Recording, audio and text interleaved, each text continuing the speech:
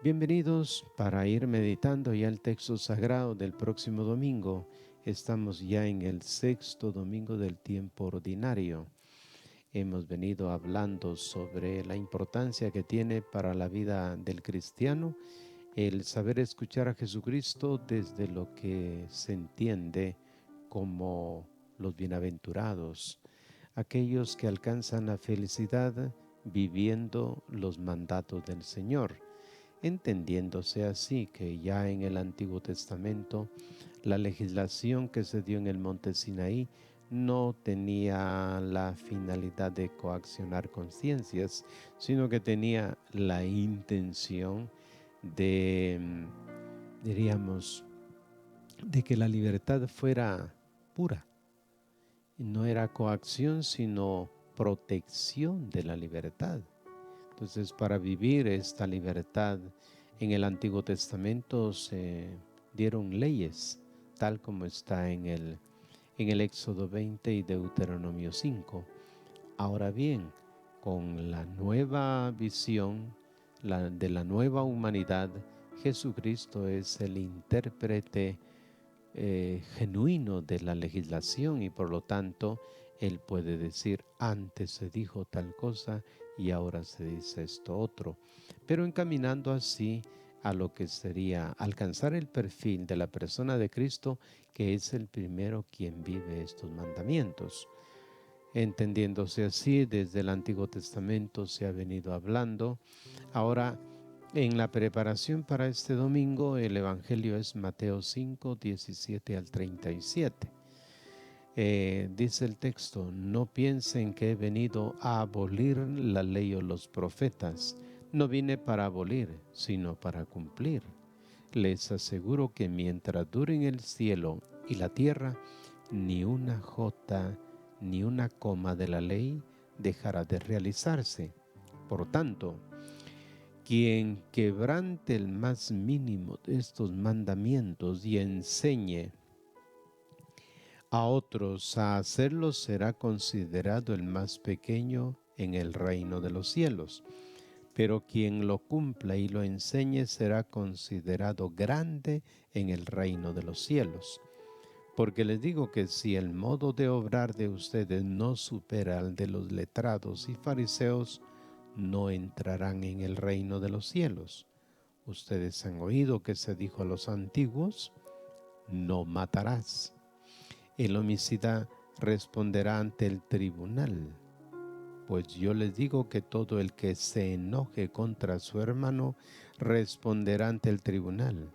Quien llame a su hermano imbécil responderá ante el consejo. Quien lo llame renegado incurrirá en la pena del infierno de fuego. Si mientras llevas tu ofrenda al altar te acuerdas de que tu hermano tiene algo contra ti, deja la ofrenda delante del altar. Ve primero a reconciliarte con tu hermano y después vuelve a llevar tu ofrenda. Quien se acerque ahora al texto, pues irá haciendo una reflexión sobre esta parte introductoria al texto. Continuamos con la lectura del Evangelio, que dice: con quien tienes pleito, busca rápidamente un acuerdo mientras vas de camino con él. Si no, te entregará al juez, el juez al comisario y te meterán en la cárcel. Te aseguro que no saldrás hasta haber pagado el último centavo. Ustedes han oído que se dijo: no cometerás adulterio. Pues yo les digo que quien mira a una mujer deseándola, ya ha cometido adulterio con ella en su corazón. Si tu ojo derecho te lleva a pecar, sácatelo y tíralo lejos de ti. Más te vale perder una parte de tu cuerpo que ser arrojado entero al infierno. Y si tu mano derecha te lleva a pecar, córtatela y tira lejos de ti. Más te vale perder una parte del cuerpo que terminar entero en el infierno. Se dijo: quien Se dijo, quien repudia a su mujer, que le dé pues un acta de divorcio. Pero yo le digo que quien repudia a su mujer, salvo en caso de concubinato, la induce a adulterio, y quien se case con una divorciada comete adulterio. Ustedes también han oído que se dijo a los antiguos: no jurarás en falso y cumplirás tus juramentos al Señor. Pero yo les digo que no juren en absoluto, ni por el cielo, que es el trono de Dios, ni por la tierra, que es tarima de sus pies, ni por Jerusalén, que es la ciudad del gran rey. Ni jures tampoco por tu cabeza, pues no puedes convertir en blanco o negro uno solo de tus cabellos. Que la palabra de ustedes sea así. No, no, lo que se añada luego procede del maligno. Hasta aquí el relato pues del texto de San Mateo, que viene a orientar al discípulo para vivir de acuerdo a estos principios en la vida comunitaria. Dichosos nosotros, Israel, porque conocemos lo que agrada al Señor, dirá Baruch 4:4. Así expresa pues Baruch el orgullo de su pueblo y la gratitud al Señor, que había indicado a Israel el camino de la sabiduría en la Torá, en el libro de los decretos de Dios.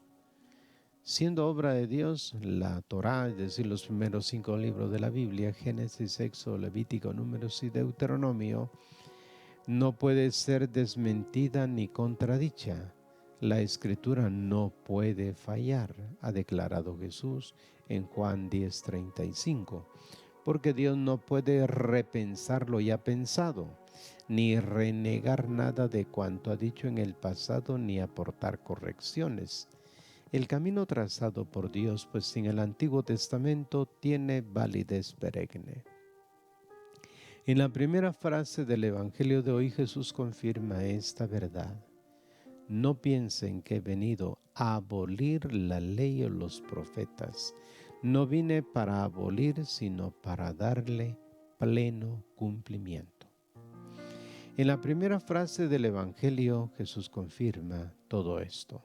Se siente la necesidad pues, de clarificar su posición. Significa que alguno ha tenido la impresión que él, con sus palabras y su comportamiento, está desmantelando las convicciones, las expectativas y la esperanza de Israel basadas en los escritos sagrados. Jesús se mostraba respetuoso de las leyes e instituciones de su pueblo, pero las interpretaba de manera original. Su punto de referencia no era la letra pura y dura del precepto, sino el bien de la persona. Por amor al hombre no dudaba en violar aún el sábado, sino esta libertad suscitaba estupor, perplejidad y también irritación en las autoridades religiosas. Sin embargo, más aún que la falta de la observación de las prescripciones de los rabinos, lo que verdaderamente creaba desconcierto era su mensaje, la nueva ley, la nueva Torá, que a juicio de sus contrarios demolía los principios y valores sobre los que se basaba la institución religiosa y civil de Israel. Moisés había prometido: todos los pueblos de la tierra te temerán, que el Señor te abra un rico tesoro del cielo, que el Señor te ponga en primer lugar, no en el último, que siempre estés encima de los demás, nunca debajo. Deuteronomio 28, 10 al 13. ¿Cómo podía Jesús afirmar de estar en sintonía con el Antiguo Testamento si declaraba: bienaventurados a los pobres, a los perseguidos, a los oprimidos, y si anunciaba dificultades, sufrimientos y persecuciones para sus seguidores? Su mensaje parecía estar en claro contraste con la Escritura. Leyendo a los profetas, Israel se había convencido de que el Mesías vendría a inaugurar un reino eterno glorioso. para consolar a los afligidos, para cambiar su ceniza en corona, mientras que promulgaría para los enemigos el día del desquite de nuestro Dios. En los momentos más dramáticos de su historia, Israel encontraba en estas promesas la razón para seguir creyendo y esperando, pues, en un futuro mejor. ¿Es cierto que Jesús tiraba por tierra estas expectativas? He aquí cómo aclara su postura y sus compromisos. Las promesas de Dios, explica, se cumplirán todas, ni una sola dejará de cumplirse. Antes de que termine el mundo, todo cuanto está escrito se realizará, pero de manera totalmente inesperada. La sorpresa será tan grande que incluso personas piadosas, devotas y sinceras como el Bautista correrán el riesgo de ver vacilar la propia fe e incluso de escandalizarse. Es desde esta luz desde la que hay que entender, pues, las palabras de Jesús que cierran la primera parte del Evangelio de hoy respecto a la observancia de los preceptos, aun de los más pequeños, y de la justicia superior a la de los escribas y fariseos. Los preceptos de la nueva justicia que hace referencia no son los de la antigua ley, sino las bienaventuranzas. Son estas la nueva propuesta, la nueva justicia que lleva a su cumplimiento y perfección la antigua ley que los escribas y fariseos, hay que reconocerlo, practicaban de modo ejemplar. Como en la práctica de la antigua ley había quien se contentaba con ser fiel a los preceptos más importantes, olvidándose de los otros, así también en la adhesión a la propuesta de las bienaventuranzas, los hay quienes las admiran, las aprueban y apoyan a quienes tienen en coraje de practicarlas, pero se contentan con lo mínimo. Está también el que es coherente hasta el fondo, el que toma decisiones decisivas y radicales. A los ojos de Dios, declara Jesús con ironía, los primeros aparecerán como los mínimos, mientras que los otros serán tenidos por grandes, serán considerados pues como rabinos en el reino de los cielos. Por esta razón, cuando estas personas, a quienes se les proponen como modelos, pues para los demás discípulos, en la segunda parte del Evangelio, es decir, los versículos 27 al 30, vienen presentados 4 ejemplos del paso hacia adelante exigido a todos los que quieren entrar en el reino de los cielos. Se trata de 4 disposiciones que se encuentran en el Antiguo Testamento y que no son invalidadas sino explicadas de modo original. Jesús pone en evidencia todas sus implicaciones. Comienza por la Torá de Moisés, que era algo así como el vértice alcanzado por la justicia de los escribas y fariseos, y va más allá, propone la última meta de esta ley. Los ejemplos aportados son 6, pero el Evangelio de hoy presenta solamente 4. Los otros 2 se presentarán más adelante. Todos son introducidos por la misma típica fórmula. Han oído lo que Dios ha dicho a los antiguos. Ahora yo les digo. El primero de los mandamientos, no matar. Es el primer caso tomado en consideración. Se trata de una exigencia clara que no admite excepciones y que condena cualquier clase de homicidio.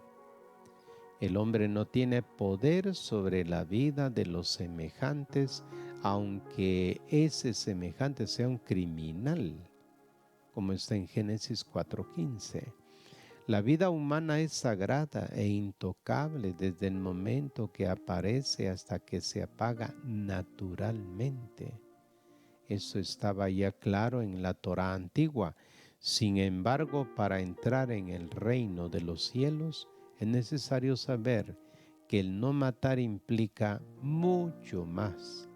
Existen otros modos sutiles, sofisticados, camuflados de matar. Si existieran rayos X capaces de revelar el cementerio que llevamos oculto en nuestros corazones, nos llenaríamos de espanto.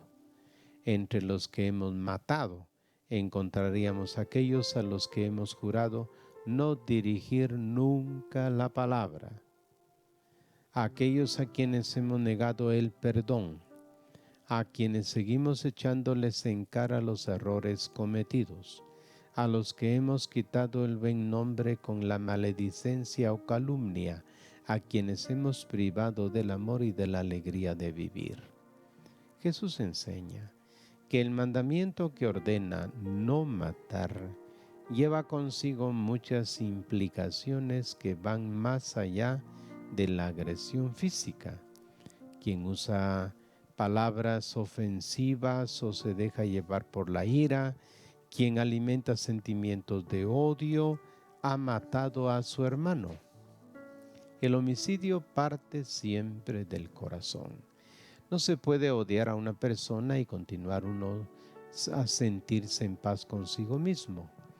No se llega a matar sin un proceso previo de autoconvencimiento de que nuestra posible víctima no es persona humana, no merece vivir y por tanto debe ser eliminada. Este trabajo de autoconvencimiento se lleva a cabo a través de las repeticiones constantes, como un estribillo despiadado de frases como es un estúpido, es un loco, es un sin Dios. Así se llega a callar los remordimientos y pronunciar la sentencia final, merece la hoguera. Este corazón cruel e injusto, enseña Jesús, es el que tiene que ser desarmado. A la demonización del adversario, Jesús contrapone su juicio. Es un hermano. 3 veces repite la palabra, como un antídoto para sanar el corazón del veneno del odio, mantenido vivo y engordado por palabras maliciosas. Después afronta la raíz de los conflictos, introduciendo el tema de la reconciliación. Resalta ante todo el deber y la importancia de esta. Para ello, aprovecha el motivo de alguna práctica religiosa de Israel, por ejemplo, antes de entrar en el templo para ofrecer sacrificios, era necesario someterse a meticulosas purificaciones. Jesús declara que no es el cuerpo el que tiene necesidad de purificación, sino el corazón.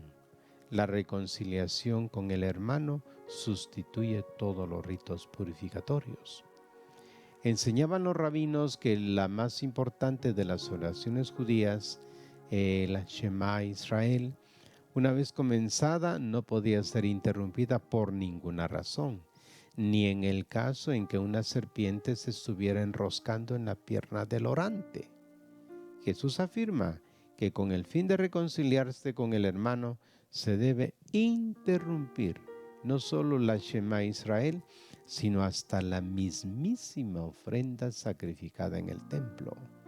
Es difícil dar en la cultura hebrea con una imagen más eficaz que esta para llamar la atención sobre la importancia de la reconciliación. Quien la rechaza, quien no la busca por todos los medios, se autoexcluye del reino de los cielos. Los primeros cristianos habían asimilado bien esta lección. El autor de la carta a los Efesios recomienda que la puesta del sol no les sorprenda en su enojo. Unos años antes, en la joven comunidad de Antioquía y de Siria, había sido establecida esta norma. En el día del Señor, quien está en discordia con su prójimo, ¿no se da a ustedes antes de haberse reconciliado para que vuestro sacrificio no sea contaminado? Está en la Didache 14, 1 al 2.